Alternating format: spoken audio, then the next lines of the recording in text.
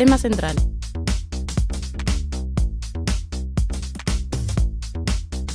Como ya lo adelantábamos al comienzo del programa, hoy vamos a hablar sobre la vulnerabilidad de niños, niñas y adolescentes, específicamente sobre lo que están amparados en el Estado por el Instituto del Niño y Adolescente de Uruguay, que conocemos como INAU.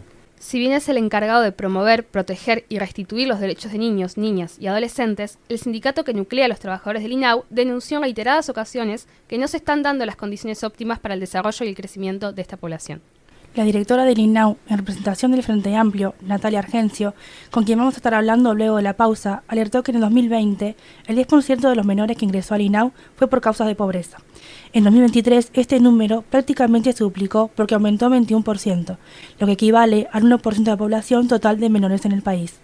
El Código de la Niñez y la Adolescencia establece que todo niño, niña y adolescente tiene derecho a vivir y crecer junto a su familia y a no ser separado de ella por razones económicas. Otra de las problemáticas denunciadas es el desbordamiento y el hacinamiento en los hogares en los que viven muchos de estos niños y las salidas no acordadas. En estas salidas, niños y adolescentes se exponen a situaciones como consumo problemático de sustancias y explotación sexual, como ocurrió con la adolescente de 16 años de Rivera, que falleció tras tener a su hijo, en mayo de este año. En 2023 hubo más de 9.400 salidas no autorizadas de los hogares del INAU. Vemos un panorama donde se denuncia que son varias las partes que no están funcionando correctamente, lo que imposibilita pensar en la posibilidad de un buen desarrollo para los niños que viven bajo estas condiciones. Estudio Z se contactó con Carlos Salaverry, secretario general del Sindicato Único de Trabajadores del Instituto del Niño y el Adolescente del Uruguay, su INAU, para que nos contara desde su perspectiva cómo es trabajar en INAU y en qué condiciones se encuentran. Sí, Salaverry nos contaba que para trabajar allí se tiene que tener un gran compromiso con los niños, niñas y adolescentes, ya que la mayoría de las tareas que realizan son interactuando con ellos y sus familias, que viven situaciones duras.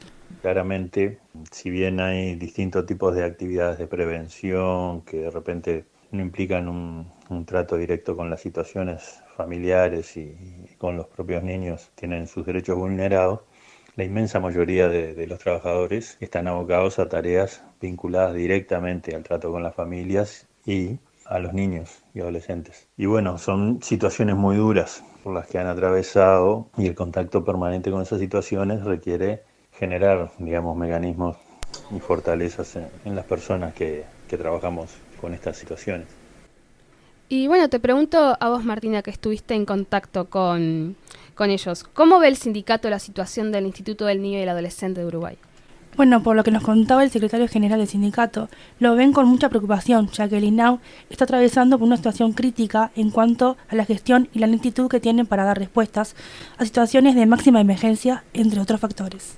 En primer lugar, nosotros vemos al INAU en estos momentos con mucha preocupación, dado que el cometido que tiene la institución, sobre todo en lo que hace a la protección de derechos de niños, niñas y adolescentes, está atravesando por una situación crítica. En esa situación crítica influyen varios factores. Uno que nosotros hemos señalado en más de una oportunidad tiene que ver con la gestión, es decir, hay una situación a nivel de quienes toman las decisiones en la institución que lo hacen con una lentitud, digamos, que conspira contra la posibilidad de dar respuestas rápidas a situaciones de emergencia que están atravesando, ¿no?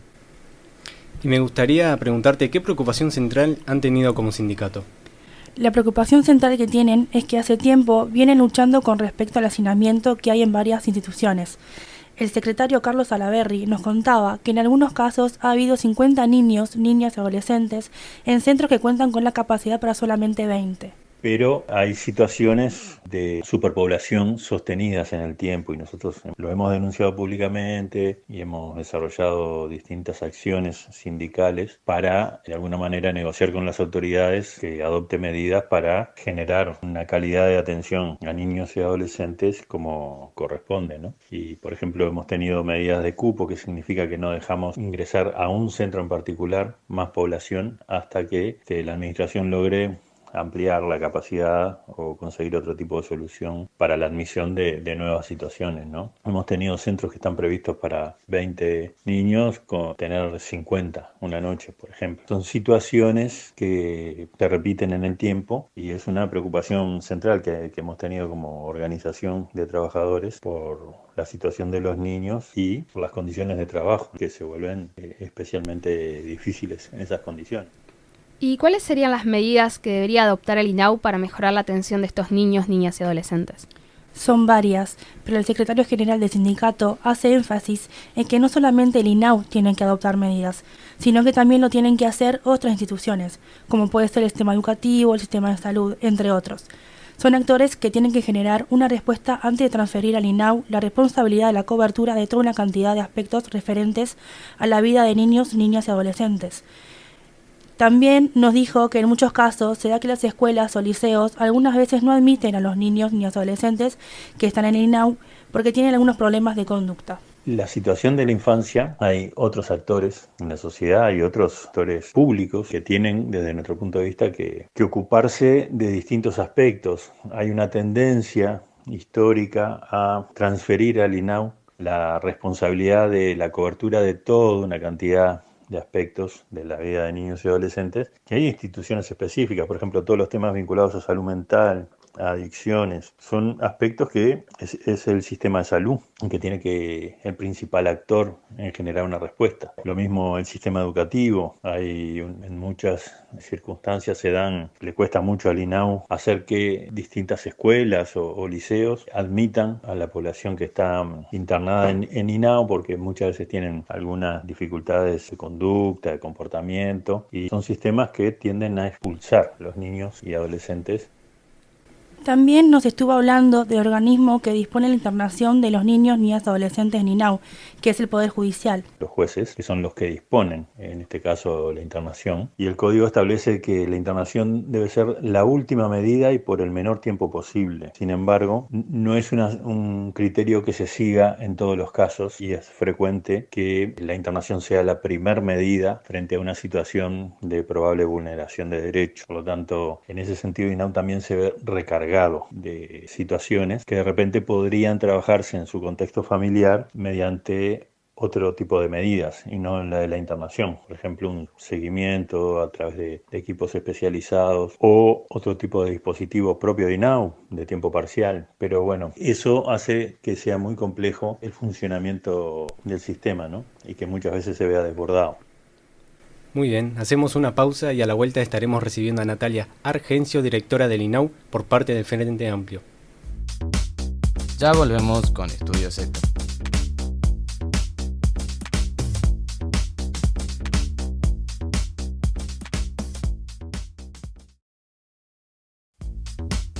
Entrevista central.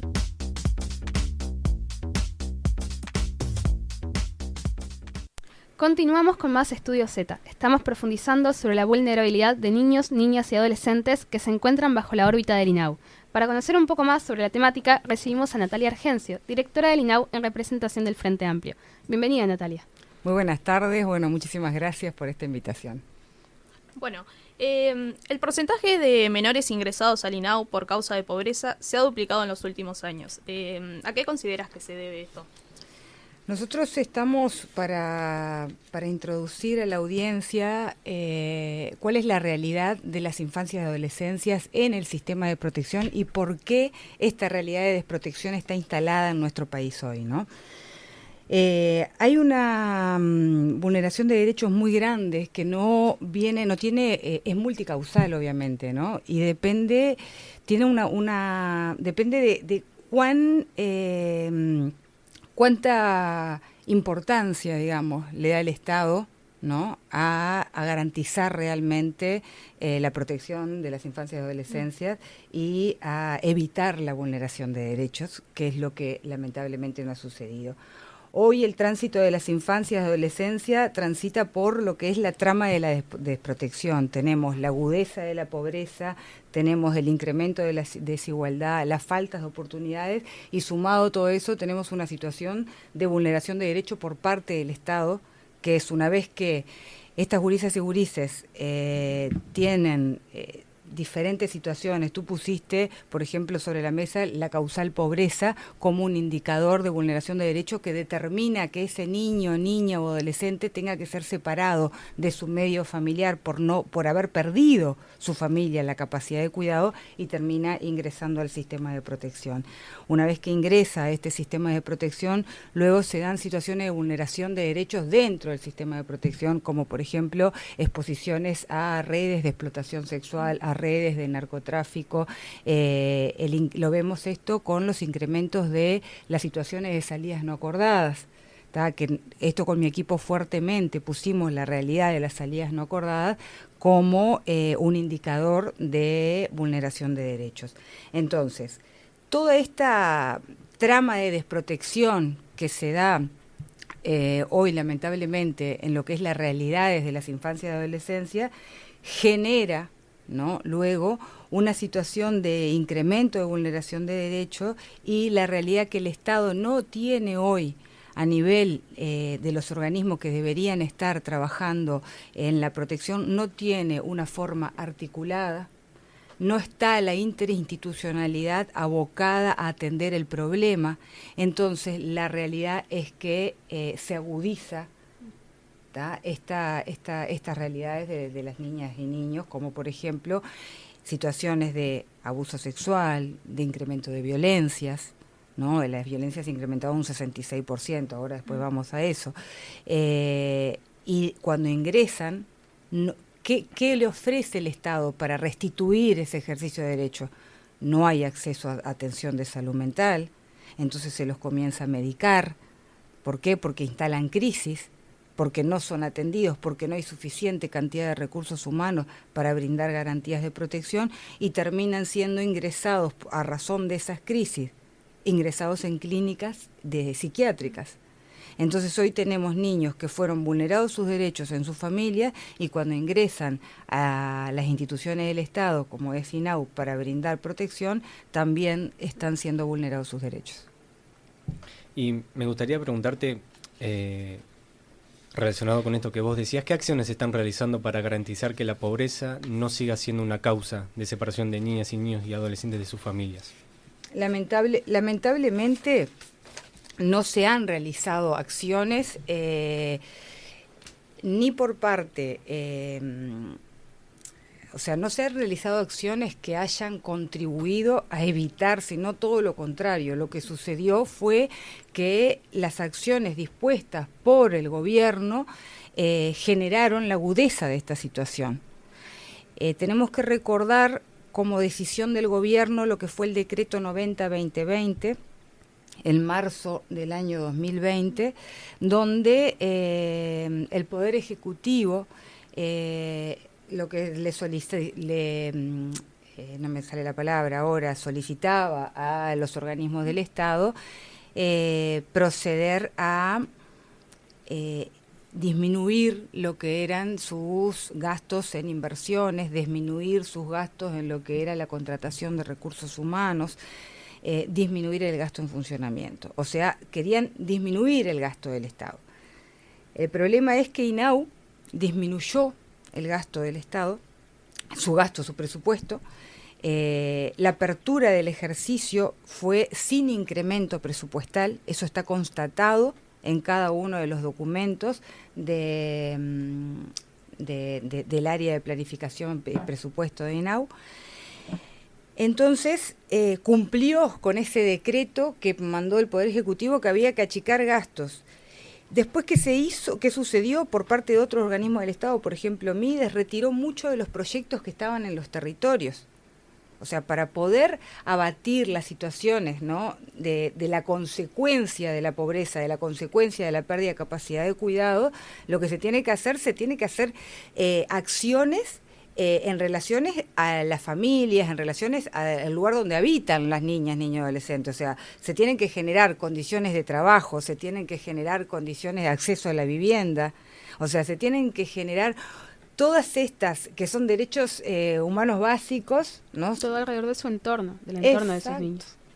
Porque de esa manera nos aseguramos que se trata de trabajar articuladamente para que esa familia no pierda la capacidad de cuidar. Pero el Estado, ¿qué hizo? decidió que había que reducir el gasto del Estado, ¿tá? Entonces no solamente que solicitó la reducción de los presupuestos, sino que también retiró los proyectos del territorio. Entonces no se trabajó por parte de lo que le compete a INAU, que no va relacionado a generar el trabajo o la vivienda, ¿tá? Pero sí generar los acompañamientos y la protección. Este retiro evitó que se trabajara en la prevención, evitó que se trabajara en la promoción de los derechos, y eso lo que generó fue un incremento en los oficios del Poder Judicial. El incremento de la judicialización, ¿tá? Es la evidencia que tenemos, porque la pregunta que me hicieron ustedes la respondo con: no se realizó absolutamente nada, ¿tá? En forma articulada, con un enfoque integral, ¿tá? Para evitar esta pérdida de cuidado de la familia y para realmente garantizar la protección de las infancias y adolescencias. Pensando no en lo que no se hizo, sino en lo que capaz se debería hacer, sería justamente eso, lograr poder articular las diferentes instituciones, organizaciones que deberían, desde su lugar cada una, lograr. Mira, lo que nosotros trabajamos mucho con nuestro equipo fue en evidenciar la realidad de la desprotección de las infancias y adolescencias, porque lo otro que hay es un vacío de información. Claro. Entonces los observatorios, el Observatorio de Infancia y Adolescencia de INAU se debilitó, o sea, desapareció. No hay publicaciones, no había publicaciones que dieran cuenta de la realidad que se están viviendo, que están viviendo las infancias y adolescencias. Entonces, si no se evidencia la realidad, no hay, las políticas no van a ir hacia atender el problema, porque no lo ven, el problema no existe. Si el problema no se ve, el problema no existe. Y eso es terrible. Entonces nosotros trabajamos en evidenciar esa realidad, y en eso es que logramos tener hoy sobre la mesa los indicadores del sistema de protección, el incremento de la cantidad de niños y niñas del sistema de protección, que del 2020 al 2023 incrementó en un 21%, la causal pobreza, que se duplicó del 2020 al 2023, se duplicó, pasó de 10% a 20%, la situación de las violencias, que incrementaron en un 66%. La situación, más de 8.000 niñas y niños y adolescentes son víctimas de violencia hoy. Las situaciones de explotación sexual, que incrementaron, las situaciones de las denuncias de Línea Azul. Toda esa evidencia de lo que nos permite es decir, bueno, acá hay un problema, porque para poder decir hacia dónde tenemos que ir, tenemos que visualizar el problema y además darle la importancia que tiene para poder ser priorizado. Es grave que el 1% de las niñas, niños y adolescentes de nuestro país esté institucionalizado. Es grave que el 1% de las niñas, niños y adolescentes de nuestro país sean víctimas de violencia. Y es grave que quienes tienen que estar garantizando la protección hoy estén vulnerando sus derechos, ¿tá? Y lo que están haciendo además, como no pueden, no se han generado, ¿no? El Estado ha fallado realmente en la protección, lo que se pone sobre la mesa continuamente es el encierro como medida de protección. Entonces, es que además, visibilizándolo, es que se puede saber que es un problema real más allá de números. Se puede hablar de porcentajes de un 1%, pero si vos lo visibilizás se puede ver la situación que son cosas reales que están pasando a niños, niñas, adolescentes reales. Exacto. Y eso que dijiste es muy importante, porque cuando nos vamos muy a lo metodológico, a lo estadístico, a veces nos alejamos de esto, ¿no? De la realidad que está pasando hoy, que está atravesando la vida de las gurisas y de los gurises. Entonces, el caso de Rivera es un caso emblemático. ¿Por qué? Porque se puso sobre la mesa lo terrible de la desprotección. O sea, estamos hablando de un adolescente que, o sea, la primer muerte materna del Uruguay fue en un adolescente, ¿no? Que estaba bajo el sistema de protección, que durante su estadía dentro, o sea, del sistema de protección, con sus múltiples salidas no acordadas, fue víctima de múltiples situaciones de explotación, de abuso, de vulneración de derechos, un embarazo adolescente y una muerte a consecuencia de. a consecuencia de toda esta desprotección. Con respecto a ese caso lamentable que pasó en Rivera, ¿se sabe por qué las investigaciones comenzaron mucho tiempo después y se hizo público después? Y se hizo no por parte del INAU, sino porque una periodista investigó el caso. ¿Se sabe por qué fue así? No es que yo no puedo responder que se sabe o no se sabe. Yo tengo o sea, Como tu visión. mi de la visión, cosa. gracias, sí, mi visión, ¿tá? Habiendo estudiado todo el caso, continuamos estudiando las investigaciones que se fueron realizando. Por un lado, tenemos el mundo adulto que mira hacia el mundo adulto. Entonces tenemos investigaciones que van de la mano a si la investigación, si se hizo lo que decía el manual de procedimiento ante la salida no acordada. Y de repente la investigación resulta diciendo, sí se hizo. Terminó la investigación. ¿Entienden lo que digo? Voy a que hay foco a veces el mundo adulto en validar el accionar de los procedimientos y se aleja del objeto real de la investigación, que es la realidad de esa gurisa que salió. ¿Qué pasó cuando salió? O sea, cuando vuelve, bárbaro cuando sí vuelve, pero en el momento que salió, tengo que sí o sí tener sobre la mesa una cantidad de acciones para ir a buscarla, para garantizar la protección. Si estás frente a situaciones de vulneración de derechos que implican delitos, o sea, se tiene que encerrar a los perpetradores y no a las gurisas. No, claro. Claro, pero eso no sucede. Y se vuelve a eso de cómo en realidad cada uno pareciera estar actuando por separado más que articular las cosas para... Totalmente. Nosotros, yo a veces lamentablemente en estas situaciones no se validan los relatos de las adolescencias. En estas situaciones muchas veces se enfocan en determinar que el accionar del equipo no tuvo omisiones, y no se trata de que sea una mirada punitiva. Acá el objetivo es que todos las trabajadoras y los trabajadores de INAU, ¿no?, todos quienes estamos hoy en esta institución, deberíamos estar abocados a dar cumplimiento a la misión institucional. Eso hace a la cultura de protección. Pero eso lamentablemente no ha sucedido, porque hay déficit de recursos humanos, no ha habido capacitaciones y la mayoría de las designaciones de cargos de mandos medios, de direcciones departamentales, son designaciones directas y muchas de ellas son más de índole política, como es el caso de Rivera, y no de índole técnica. Y, por ejemplo, tal vez los trabajadores que están más en contacto con los niños y eso, ¿tienen la formación necesaria para trabajar con ellos o no?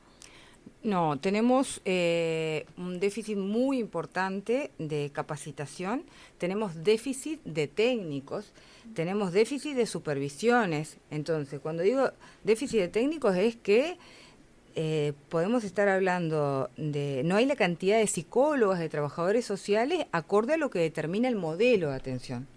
O sea, eso fue otra de las cosas que trabajamos también con los equipos de desarrollo programático en todo este periodo de gestión, en que para decir, ¿no?, si algo está bien, tener un modelo nos permite contrastar la realidad. Pues las políticas sociales a nivel de lo que es la protección de infancias y adolescencias, es como que hace muy poco que empezaron a diseñar metodologías de abordaje. Entonces, continúa así, nosotros vinimos en el 2020 con el equipo que hicimos la transición con la administración anterior y dijimos, bueno, hay que profundizar en los modelos de atención, porque así exigimos después que se contrate la cantidad de gente con la expertise que tienen que tener, con la especialidad que tienen que tener, acorde a la cantidad y a las realidades de las niñas, niños y adolescentes que hay que atender. Bueno, eso sucedió a nivel programático. logramos con muchísimo esfuerzo, con el equipo luego, con mi equipo de dirección, luego que estaban estos documentos armados, escritos, logramos que llegaran a directorio y se aprobaran, pero no se dio cumplimiento. Entonces hoy Uruguay no tiene atención para las situaciones de explotación sexual.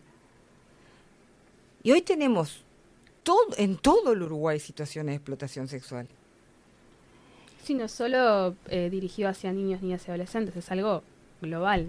Sin lugar a dudas, o sea, acá la explotación sexual es un problema real, ¿no? Es un problema que afecta, que es de género y generaciones específicamente. Tenemos también, por supuesto, que tenemos varones también siendo víctimas. También tenemos la situación de que se entrelazan las redes de lo que es el narcotráfico, la captación para adolescentes, para el narcomenudeo, y la vinculación que tiene el narcotráfico con la explotación sexual. Entonces son graves problemáticas que tiene el país, que a esta población, ¿no?, más vulnerable las afecta directamente. Claro. Entonces, por eso es que yo quiero responder con todo esto que me estoy yendo un poco por las ramas, les pido disculpas. ¿Qué hay que hacer cuando decimos qué hay que hacer ante toda esta situación de desprotección? Que hoy se hizo pública, como decías tú, con la situación de la muerte del adolescente de Rivera. ¿Qué es lo que y con todos los indicadores que yo vengo compartiendo, y que a nivel del Parlamento se llegó a una interpelación, y que a nivel de la Suprema Corte de Justicia se dispuso a través de la acordada 8208 un reglamento donde los jueces van a empezaron ya a ir a los centros de 24 horas a controlar, ¿no?, a generar un contralor visualizando la realidad de cómo viven y dónde viven estas niñas, niños y adolescentes que están bajo la protección del Estado. Pero igualmente eso no bastó para que el gobierno impulsara acciones articuladas para proteger. Y lo primero que había que hacer, cuando decimos vuelvo al reconocimiento del problema, es declarar la emergencia nacional, ¿tá?, del sistema de protección, la emergencia nacional en que se encuentran las infancias y adolescencias hoy en nuestro país. Declarar esto, ¿qué objetivo tiene? Cuando digo, bueno, se declara la emergencia, ¿y qué hacemos? ¿En qué consiste declarar la emergencia? Declarar la emergencia, nosotros poníamos como 4 grandes puntos, es instalar el discurso, primero que nada, el discurso bajo el enfoque de perspectiva de derechos, ¿tá? No punitivo.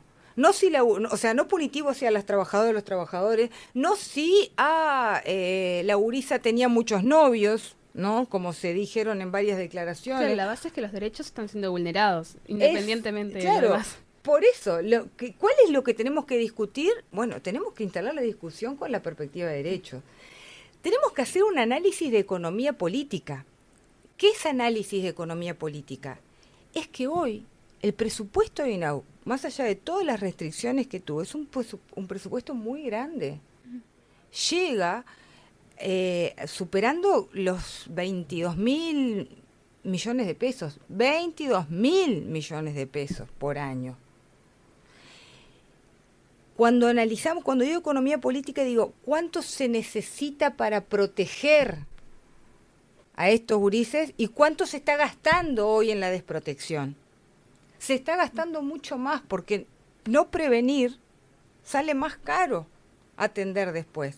Entonces, y eso lo vemos con un enfoque muy, muy puntual, y esto lo analizamos nosotros desde mirándolo hasta los números exactos de cuánto se invierte en medicación, por ejemplo.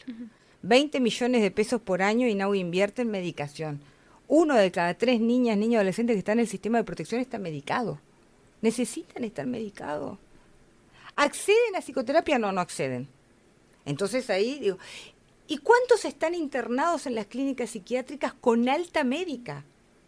El 30% de las gurisas y los gurises que están en las clínicas psiquiátricas tienen alta médica. ¿Y eso por qué es así?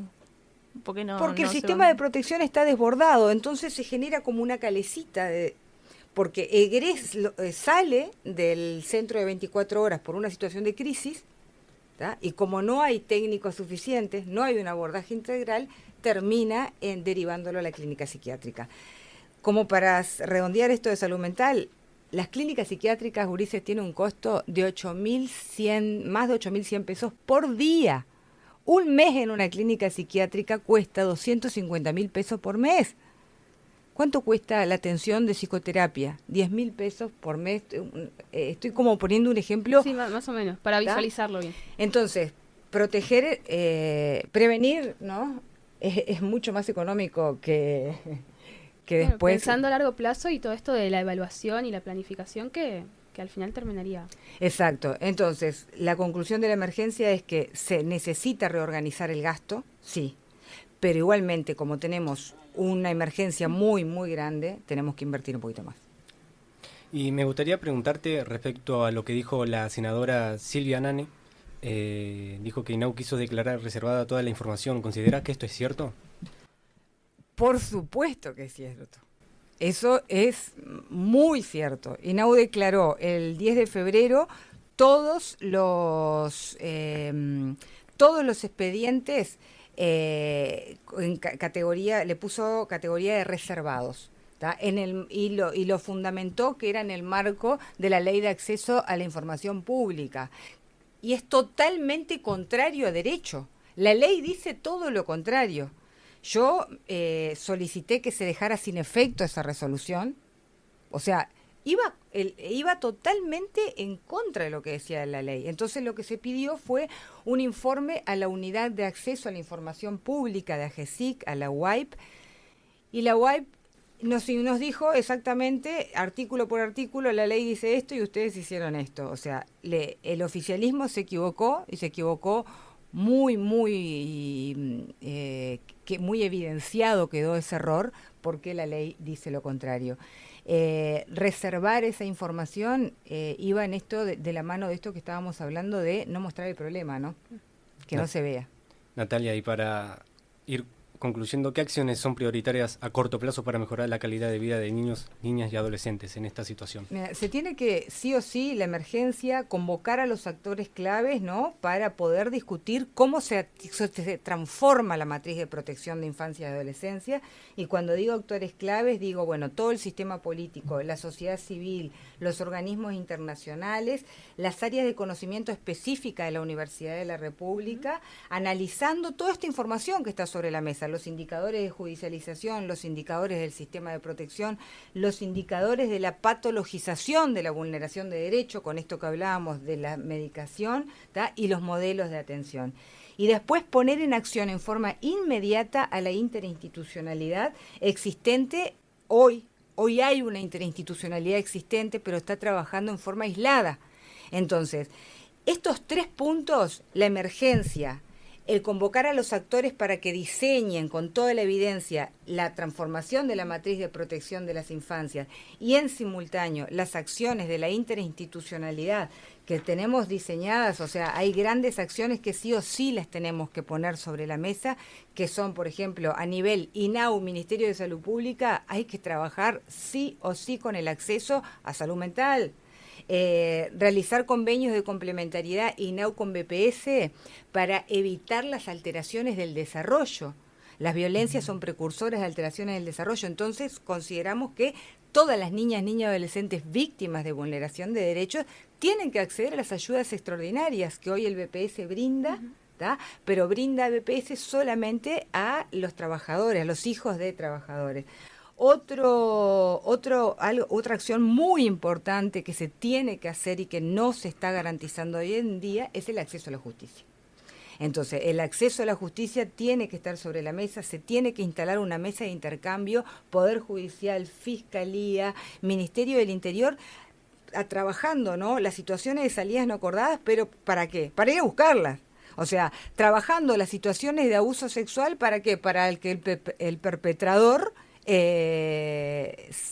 vaya, o sea, le caiga todo el peso de la justicia, y a las adolescentes víctimas de las violencias, de abuso sexual, por ejemplo, se las pueda proteger. Entonces, y se tiene que hacer un plan nacional de capacitación a quienes están hoy atendiendo, a quienes están hoy en la primera línea de atención cuando llegan estos gurises, porque una cosa es nosotros estar hablando acá, otra cosa es ese equipo de trabajadores que está muy comprometido, desbordando, atendiendo a esa niña que de repente se la separó de su familia e ingresó a un hogar donde hay 25 niños, hay mucho grito y hay muy poco abordaje, atención. Bueno, muchísimas gracias, Natalia. Creo que con estos últimos 3 puntos que nos marcaste quedó bastante claro todo lo que estuvimos conversando. Así que, bueno, eso, muchísimas gracias por estos minutos en Estudio Z. Estuvimos hablando con Natalia Argencio, directora del INAU en representación del Frente Amplio. Muchísimas gracias a ustedes.